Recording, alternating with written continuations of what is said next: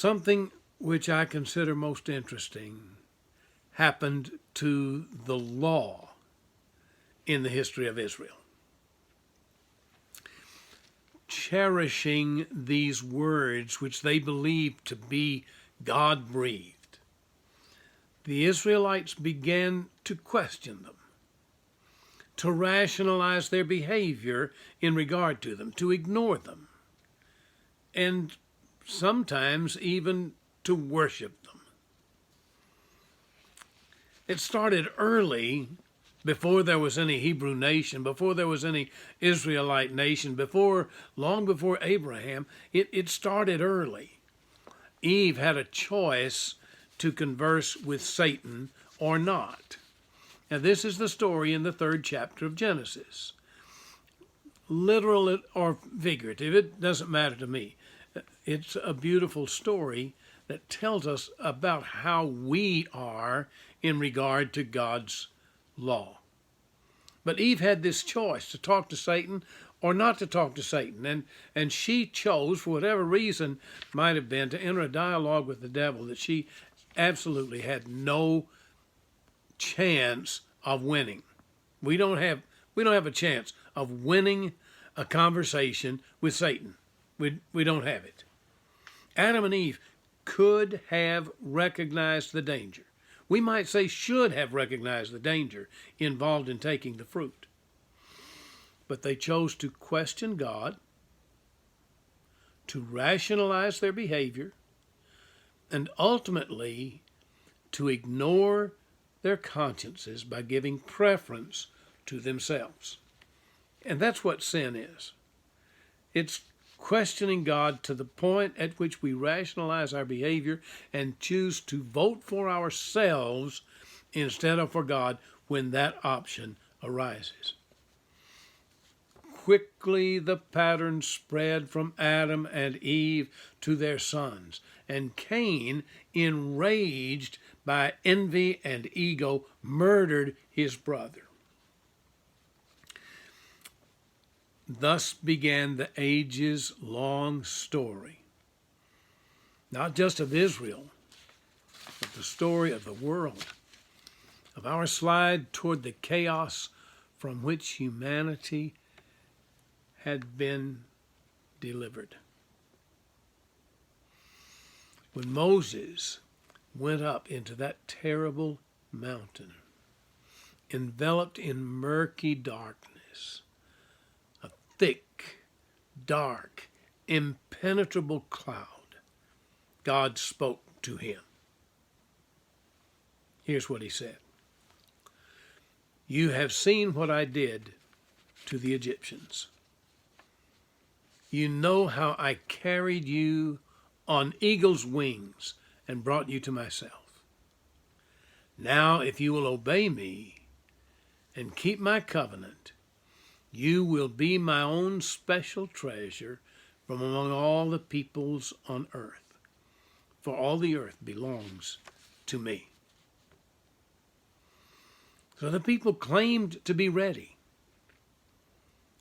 but they were all too quickly turned by the weak leaders who were left miles from the foot of the mountain.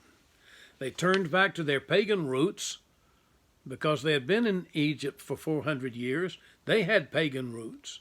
They turned back to self. They turned back to fear. They turned back to shame. They turned back to idolatry. And in turning back, they were turning away from the Lord. It's a story that's woven into the fabric of Israel's history and the history of the world. Now, understanding this historical context of any biblical text is a vital part of understanding the words of the text. You have to know what the authors were saying to the people at the time that they wrote, don't you? Otherwise, we don't understand correctly or clearly what the word says. So we try to gain some sense of the historical culture.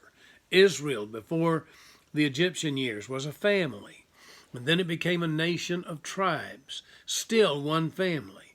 still failing in its commitment to Jehovah, consistently following after their own greed. The great failures of the nation were idolatry and its inherent byproducts, violence and injustice.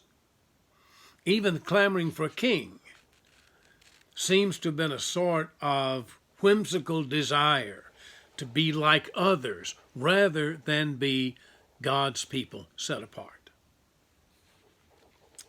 Now, you see, most people in the so-called Christian countries have the idea that we earn our standing before the Lord through the good and bad things that we do every day. That's the understanding of most people who claim to be Christians or who claim to have been Christian at some time or another. Now that takes us all in a roundabout way to where the religious elite were living in Jesus' day. He had to explain to them their own law. God had given them that law. Understandably, perhaps, they did not grasp its scope and purpose. They did not understand its scope and purpose. These people who were the religious elite, I am talking about the Pharisees and the Sadducees, I'm talking about the scribes, the people who knew the word better than anyone else, somehow did not grasp the scope and purpose of the law. You might say the spirit and purpose of the law. Well, as much as they at times came to revere the law, the teachers of it and those who seemed to know and love it best fell so far short in its interpretation. So there are at least two things that claim my attention as I read this portion of the Sermon on the Mount, from verses 21 to 48. I'm not going to read all those verses today. That would take up the rest of our time. But you will know where to find them. You can turn to that passage if you would like, Matthew 5, verses 21 to 48. Because in the Sermon on the Mount, Jesus explains some things about the law. And that's what this entire passage is about. And then even into chapter 6, you will find some of this discussion. Here are some examples of how the law is fulfilled and how we should act in the kingdom. Now, the list is not exhaustive. It's just a list. You know, a lot of times you see lists in the New Testament. Paul makes lists of things. Jesus right now is using a list in order to illustrate what he's talking about. And by the time we get through with the list, we have a greater understanding of how Jesus viewed the law. So here's the sampling. He talks about murder. He talks about adultery. He talks about divorce. He talks about oath-taking. He talks about revenge. And he talks about love.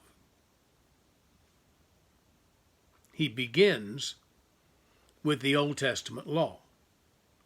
You have heard. All right?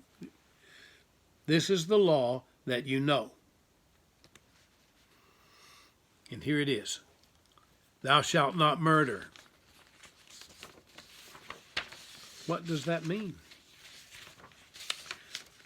Jesus is about to tell us. Yeah. We're going to look at it because he's about to tell us what murder is about. First, he's going to say, don't get the wrong idea about why I'm here. I am not here to abolish the law. That's plainly stated. Matthew 5:17. Before we even get to these illustrations, to these different areas that he touches, he says, don't misunderstand why I've come. I did not come to abolish the law of Moses. I did not come to abolish the writings of the prophets. I came to accomplish their purpose. I tell you the truth, until heaven and earth disappear, not even the smallest detail of God's law will disappear until its purpose is achieved. So if you ignore the least command and teach others to do the same, you will be called the least in the kingdom of heaven. But if anyone who obeys God's laws and teaches them will be called great in the kingdom of heaven. Did I read that right? But anyone who obeys God's laws and teaches them will be called great in the kingdom of heaven. Who's the least in the kingdom of heaven? The person who ignores God's law. Who is the great in the kingdom of heaven? The person who teaches God's law. But I warn you, now here is this is a very important passage, because it's going to come to the fore again and again in our discussion of the Pharisees, the Sadducees, the scribes, and their interpretation of the law. But I warn you, this is from verse 20, unless your righteousness is better than the righteousness of the teachers of religion and of religious law and the Pharisees,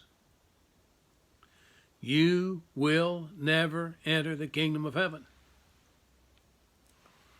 What?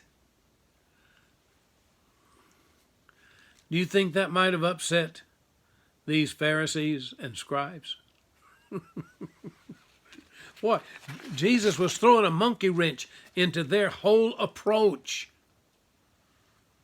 This was serious business. This is why, from the very beginning, they felt envy and rage, just like Cain had when he killed Abel. They felt envy and rage at what Jesus was saying, because he was saying that they were wrong. Here's what you have heard. Thou shalt not murder. But I say. Jesus came to fulfill the law. Jesus said not one stroke, not one yod, or as we say, jot. The yod is very small, very tiny, smallest letter in the Hebrew alphabet. A tittle is a tiny, almost insignificant mark, maybe like a period or an apostrophe. Not totally insignificant, but seem small. Not one jot, not one tittle would change until the purpose of the law was achieved. So the law is important. It has always been important. An interpretation of the law is critical. What he said was, you have heard that it is said, but I say. Listen, beginning with verse 21. I'm just going to read 2 verses here. You have heard that it was said to those of old, you will not murder, and whoever murders will be liable to judgment. But I say to you, this is Jesus talking.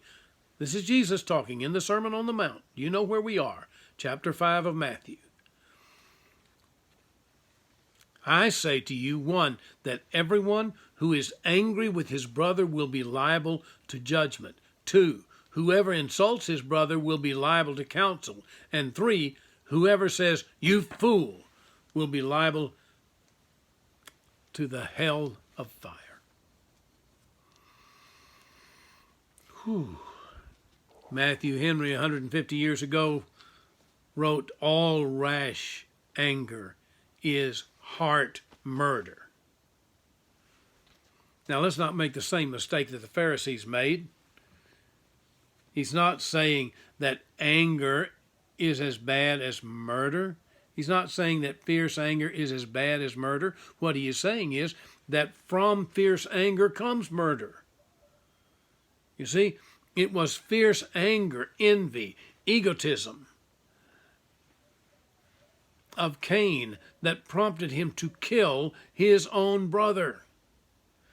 It was this envy and egotism and culminating in fierce anger that later would prompt the Pharisees and scribes to seek to kill Jesus.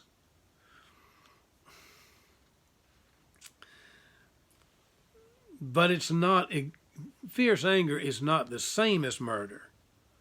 It's just the place where murder comes from.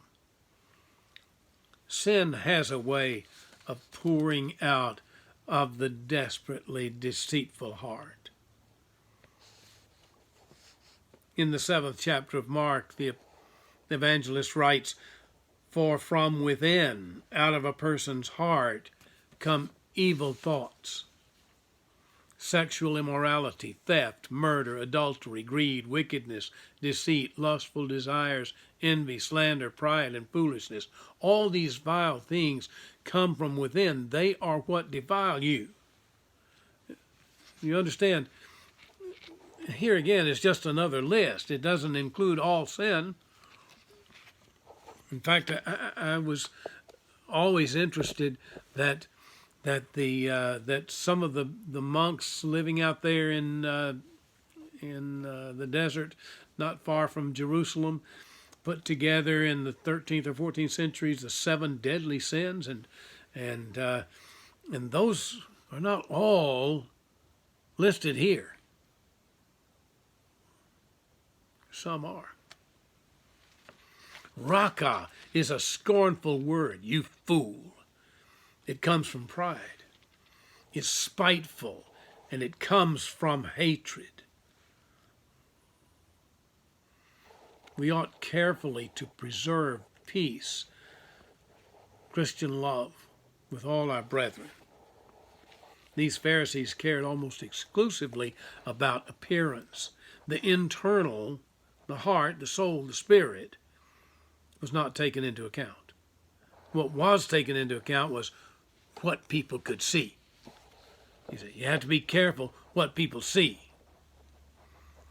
If a person conformed to the external rites of religion, you understand what I'm saying here. If a person went to the synagogue, did all of the little things that he's supposed to do, kept all the feast days, then no matter how much envy and malice and secret hatred there was in his heart, they thought he was doing well. That's not so much unlike today, is it? Because we do have a tendency to judge people according to what we can see. Knowing academically, or knowing in our head, knowing in our heart, knowing in our spirit, that God is the one who sees into our hearts. God knows what motivates us to do everything that we do. Sometimes the motivation is weak, and God is pleased with us anyway. If a person conformed to the external rites, he was doing well. But Jesus taught differently. Barnes notes that this statement is the first announcement of a great principle, often repeated, systematically neglected by the religion of the time. But from this moment, Jesus always reminds his followers of the Old Testament principle, that is, that reconciliation comes before sacrifice. Mercy comes before sacrifice. Duty to parents comes before sacrifice. The 8th chapter of Matthew, Jesus quotes from Hosea, and he says, "Go and learn what this means. I desire mercy and not sacrifice. For I came not to call the righteous, but sinners." From the 15th chapter, about the slippery way the religious elite dismissed the 5th commandment in order to keep their own money away from parents by ostensibly giving it to the synagogue. Who shall ascend to the hill of the Lord? Asked the psalmist. He that hath clean hands and a pure heart, who has not lifted up his soul into vanity nor sworn deceitfully. In the 10th chapter of Romans, Paul writes, for it is by believing in your heart that you are made right with God. It is by openly declaring your faith that you are saved. So if you have offended your neighbor, your brother, your sister, or anyone, get that right before you come to worship. The Spirit of the Lord, thou shalt not kill, means so much more than at first meets the eye. That's not all. Very quickly, not only had they missed the spirit of the law, but they seemed not to understand the purpose of the law. The psalmist tells us that the law is a guide. It is God's gift to his people so that they can be sure of what is right.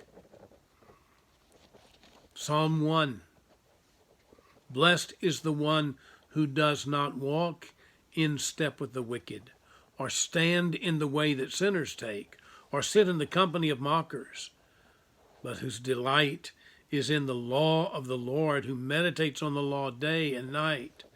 That person is like a tree planted by the streams of water, which yields its fruit in season, whose leaves do not wither.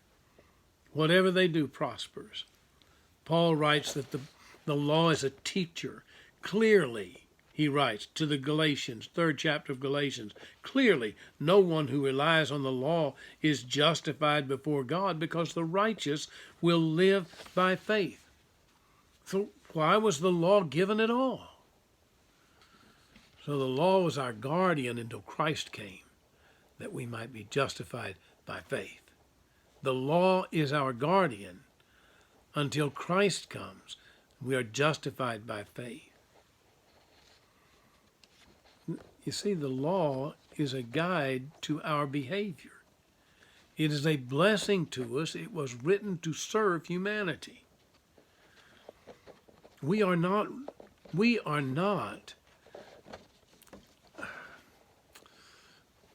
here to serve the law. We're here to have a relationship with the Lord. And the law is here to serve us. These are the things that Jesus is teaching. I have hidden your word in my heart that I might not sin against you. Your word is a lamp for my feet, a light on my path. The word of God is holy. The law is holy. It is a blessing to us. We do not want to make it the thing that we serve. We serve God. I'll see you next time.